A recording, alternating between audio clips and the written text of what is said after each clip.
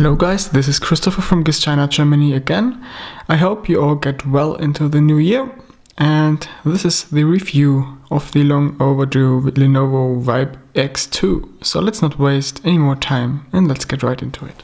What's looking like a standard phone box at the very first look quickly becomes obvious a very unique packaging that Lenovo has done here for the Vibe X2. So we first have this wrapper with the Vibe logo on top, which we can remove easily. And out comes a box which actually has two drawers in it, which I think no other manufacturer has done before. Usually they have just one drawer, so that's a pretty nice thing I think. And you also notice that they kinda made the same layered style like the phone itself for the packaging, which also represents the color of the phone inside. So I for myself ordered the gold version, and you obviously can see that this is the right one thanks to the packaging. So let's swipe that open and have a look what's inside. The very first drawer contains the phone when you open it for the first time, and below this there is an envelope, and whoops, this contains a SIM tray opening tool, the documents of the phone, and a rear protection cover specially made for the Lenovo Vibe X2. Let's have a look in the other drawer inside this box.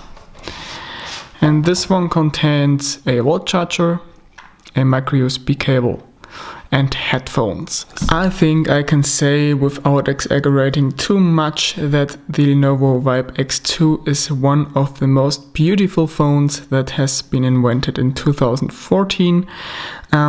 With the layered style, Lenovo did a totally new approach to make or design a phone. No one has done this ever before.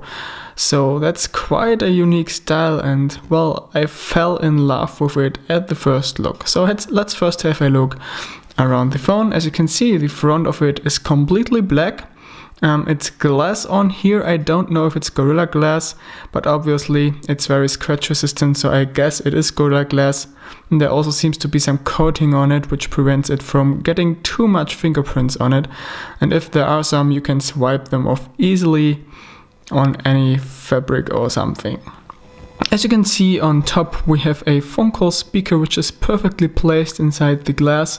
You actually don't feel it when moving your finger around it. We also have a front camera and some sensors which are pretty much invisible here on the camera.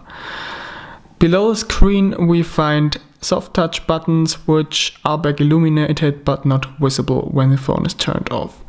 On the sides you see of course the layered style and the SIM tray, which houses one micro SIM card and one nano SIM card.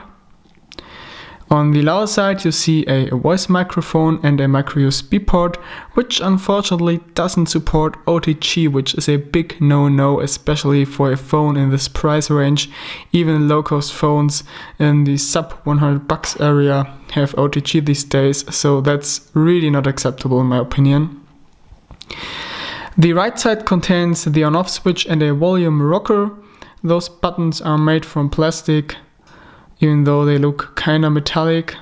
And on the top we only find the 3.5mm headphone jack.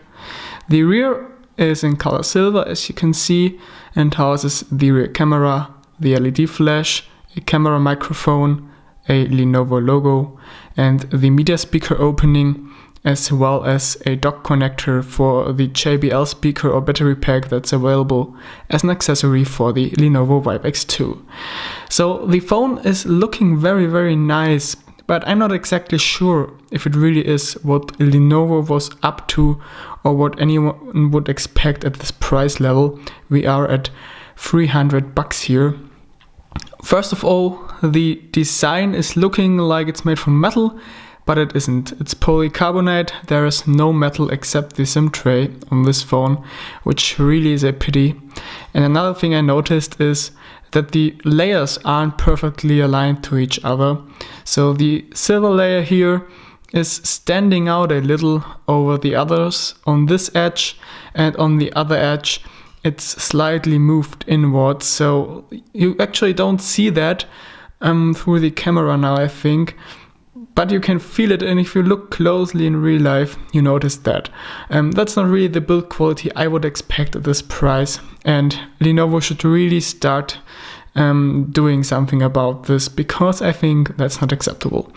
Another thing I noticed is that the back illumination of the touch keys here on the bottom is shining through the frame of the screen. So if it's dark and you tap those buttons, they light up, you will see a white light coming out of this area around the screen. That's looking really cheap, really ugly. I don't like that. And again, that's not acceptable for $300 and a design that's so unique. It really is a pity that Lenovo didn't pay more attention to the build quality of this phone. The Lenovo Vibe X2 features a 5-inch 1080p screen with IPS and OGS technology applied to it. I really have to say that it's gorgeous. I absolutely have nothing to complain about here. It's very crisp and sharp, and you can't see any pixels at all with the naked eye. Viewing angles are perfect, saturation is perfect, contrast is perfect, and the colors might look a little candy-like to you, so yes, they are very intense. I personally don't have anything to complain about it, but there are definitely people who like screens that have a more natural color reproduction. But don't worry, you actually can adjust the screen settings with the Lenovo Vibe X2. Simply go into settings, display, and then display color balance, and here you can adjust everything to your likings, so you have the color reproduction you wanna have on a phone. So that's pretty neat, I think, and really is a plus. So the screen basically is something for everyone on this phone. Let's first talk about hardware now. The Lenovo Vibe X2 comes with the MT6595 SoC, which is a slightly clocked down version of the MT6595 we find, for example, in the Meizu MX4. So this is an octa-core processor based on the big little architecture, and here it's clocked at 2 GHz for the big cores and 1.7 GHz for the little cores. And while some might worry that the performance of the Mediatek MT6595M is a little lower than the one we found in the Meizu MX4, that's actually not the case. You might notice a little difference in benchmarks, but in real life you don't notice anything at all. The OS is running very snappy, and well, the whole thing feels like every high-end phone nowadays. If you place it next to a Snapdragon 801 powered phone, you won't notice any difference in daily use. Not even in games. There is no single game out there these days which managed to max the SoC out, so that's really not an issue at all, and the performance is really good. Besides of the SoC, Lenovo has also thrown in 2 GB of RAM and 32 GB of memory.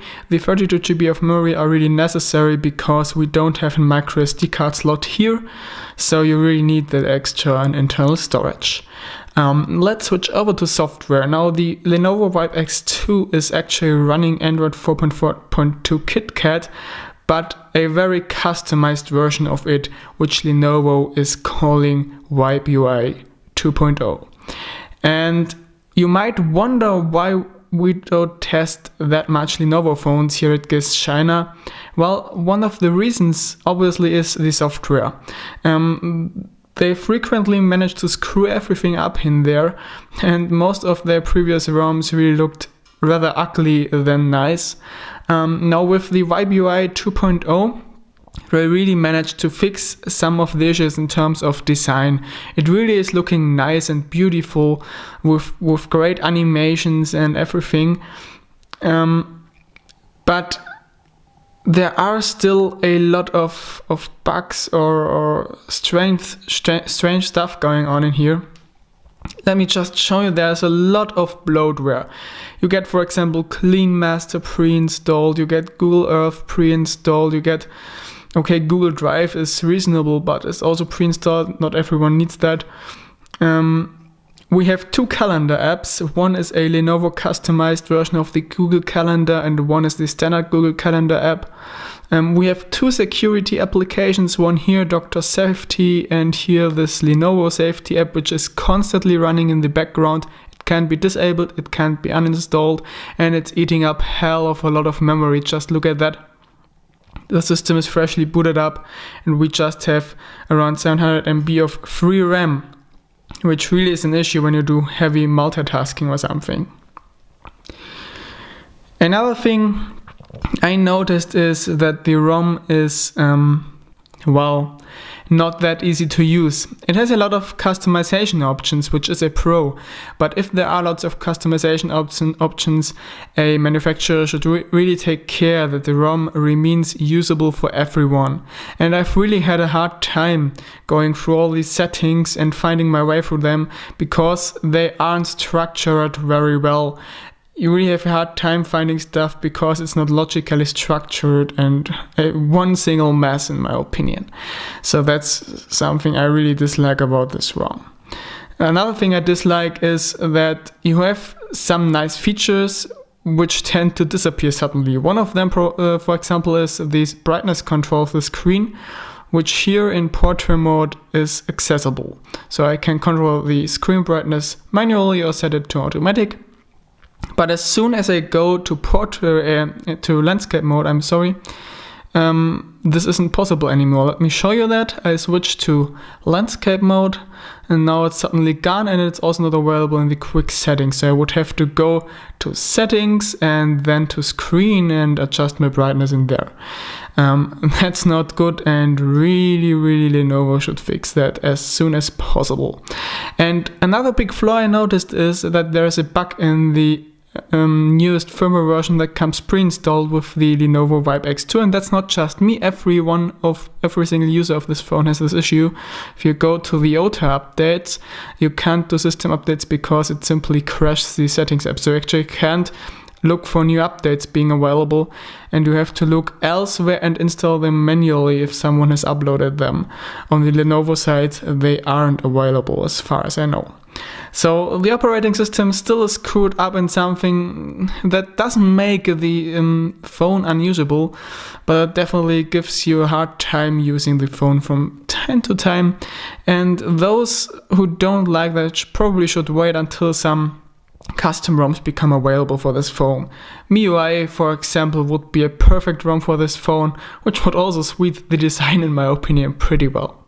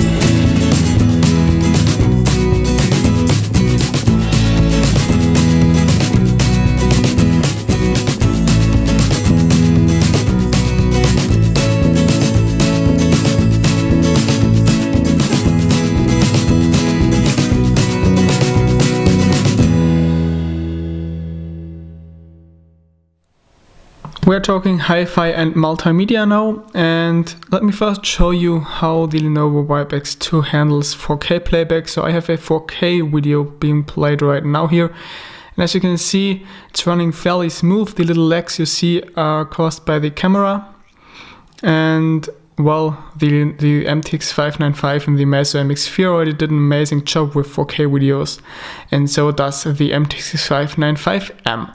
And you also can scroll through the videos pretty fast, so if I jump around here, that's going without any big trouble. So that's really not bad, and something that other Mediatek phones still lack, so that's definitely a pro of the MT6595M. Next, let's talk audio quality, and this is something a little different. First of all, the audio quality through the headphone jack is perfect. The MT6595 features a Wolfson audio chip integrated into the SoC, which really gives a much better audio quality compared to the older Mediatek chipsets, and really beefs all the stuff up to the level of a Vivo X-Shot or Vivo X-Play 3S, for example, which are known for their amazing hi-fi performance. So this phone actually is pretty much up to this standard, and all MT6595 based phones are. But this doesn't continue with the internal media speaker, of course. It's really dependent on the quality of the speaker manufacturers building inside their phones. Now this one is fairly loud and doesn't distort or anything, but it's simply lacking basses. It does have a little bass playback, but that's all. It's nothing you would say, oh wow, this sounds good. Probably they did this because they just want to create a selling point for their external JBL speaker, which is available for this docking port here. I don't know. Well, that's probably the reason. And now I give you a little demo of the internal media speaker.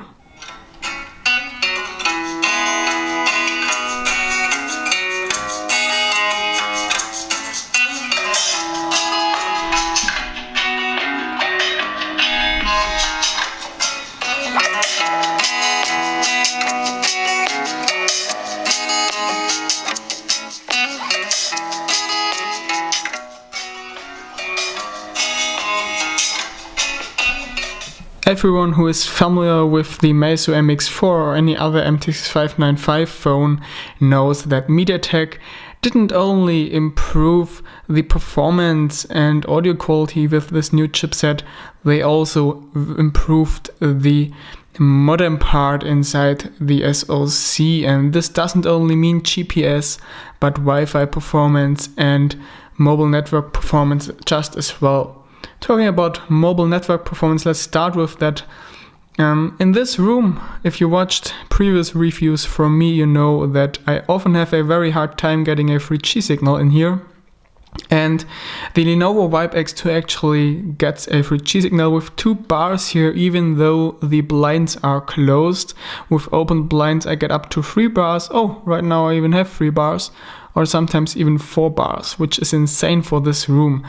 Only a very few phones get that high signals in here, so that's really good. And also in daily use you notice that you most of the time have a 3G signal, which really isn't the case with all phones here, so that's pretty good. The Wi-Fi signal strength also is very good. You see I have full signal strength here. The router is in the room next of me. There is one thick wall in between. Most phones in this room get around 4 bars, so that's actually 3 bars, I'm sorry. So that's actually a pretty good performance. And I can also look for a router that I have downstairs to show you how the signal strength is. It's the Linksys one here. Most phones only get this with 1 or 2 bars inside this room. And this one has 3 to 4 bars from time to time, depending on where my hand is right now. Let me remove my hand. Now we are at 3 bars. So you see, the Wi-Fi antenna is very good as well. Next, let's talk about GPS. And we all know that Mediatek went from 0 to hero with GPS, because While the GPS performance was unacceptable with some older Mediatek chipsets, then it became better with the MT6592 and the MT6582, but it really still wasn't anything you would say that is on a comparable level to Qualcomm chipsets or Huawei chipsets.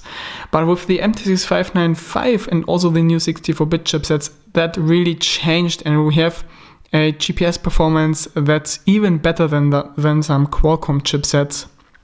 You get up to 23 satellites if the weather conditions allow to do so, and pretty much instant GPS fixes.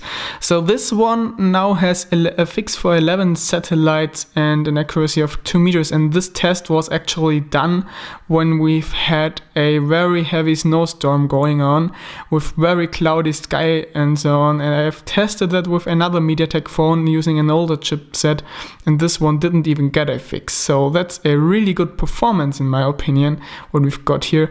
And here you also can see that the fix time still was just 1 second, and that's really good considering that the weather conditions were very, very, very bad.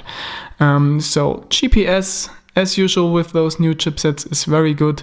Mediatek did a good job, and Lenovo did a good job with the antenna inside of there. The Lenovo Vibe X2 is not only a good looking phone, it also is a phone that wants to offer you a good camera. Let's first have a look inside the camera app of this phone. So as you can see, it basically looks very similar to the standard Mediatek camera app we see in so many Mediatek phones, but it has been beefed up a little.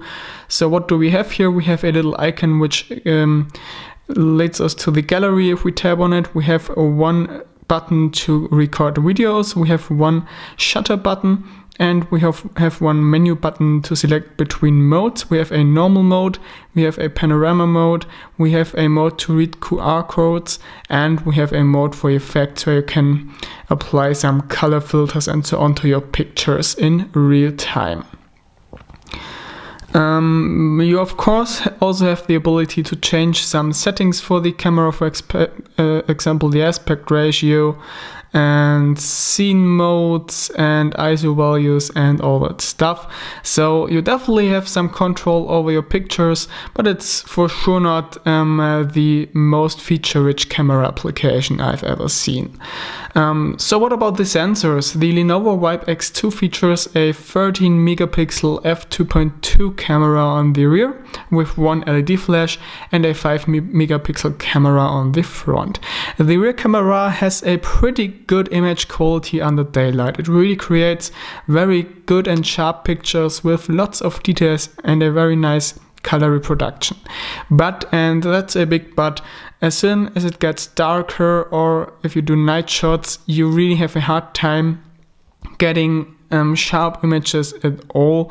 I've noticed that the failure rate of the pictures is almost 100%. There appears to be some bug going on with the focus, which simply starts working in night shot mode or in darkness in general, or when the LED flash is activated. It just doesn't focus probably, which lets the picture being unsharp, and that's a real pity. And Lenovo should really fix that as soon as possible as well. Every single one of us wants to do night shots, and the phone would have a lot of potential for it because of the bright LED flash, and the focus bug really is destroying this advantage. When Lenovo announced the Lenovo Vibe X2, a lot of people started worrying about the battery life the phone is offering, simply because it only features a 2300 mAh cell, and this really is not much, especially when considering the high-end SoC we have inside of there, just compared with the Meizu MX4, which is offering 3000 mAh, and that's a lot more. Now, if you disable all the power saving measures applied by Lenovo, it really isn't enough. You just get around half in a day, which is basically nothing for a phone. But luckily Lenovo did some really nice power saving measures in here. which actually allow you to reach 1 day of battery life. And well, that's actually not bad at all. There's one power saving mode for the screen and the GPU, which does something to the backlight and the GPU optimization, and this actually has an impact of around 30% on battery life, but has pretty much no impact on the performance of the phone, which was really surprising for me, and that's why I've constantly activated this feature, as it really helps me to get over the day with this phone. And another feature they applied is a smart brightness control, which you can activate in the quick settings, and it actually analyzes how much black is inside the picture being displayed right now, and depending on the amount of black inside the pictures, they are pulling up the screen brightness or pull it down, and this again helps to save a lot of battery. So I get over the day with this phone, but not more. If some of you need a longer battery life of 1 day plus, you really should get the optional battery pack, which can be attached to the rear of the phone. Of course, the phone will get thicker, but it will double the battery life for you. The Lenovo Vibe X2 definitely is one of the most beautiful phones of 2014 and still is one of the most beautiful phones available.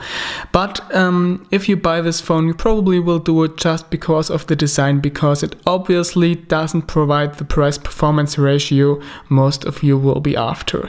If you are after the maximum price-performance ratio, I really recommend you having a look at the Meizu MX4 or some of the upcoming MT6595 264-bit phones, which really offer a decent performance and high quality for a low price. But if you really fell in love with this design, there is no reason why I shouldn't recommend you buying this phone. You just have to be aware of the issues, which are that there isn't metal on the housing, that there are some build quality issues, and of course the buggy software, which still needs to be improved a lot by Lenovo. We are at a $300 price tag, and this really is a lot of money. Again, if you are after design, this might not hurt you, but everyone else should probably stay away from this one. But I don't want to say it's a bad phone, it's just not a phone for everyone. I for myself have purchased this one at AliExpress from Seller Eternal team. Just check it out, they I think have the best pricing at the moment for this phone from China. So I hope you liked this review, I hope it was helpful for you. If it was, you might want to follow us on YouTube and of course Facebook, Twitter and Google Plus as well. Thanks for watching, bye and see you soon.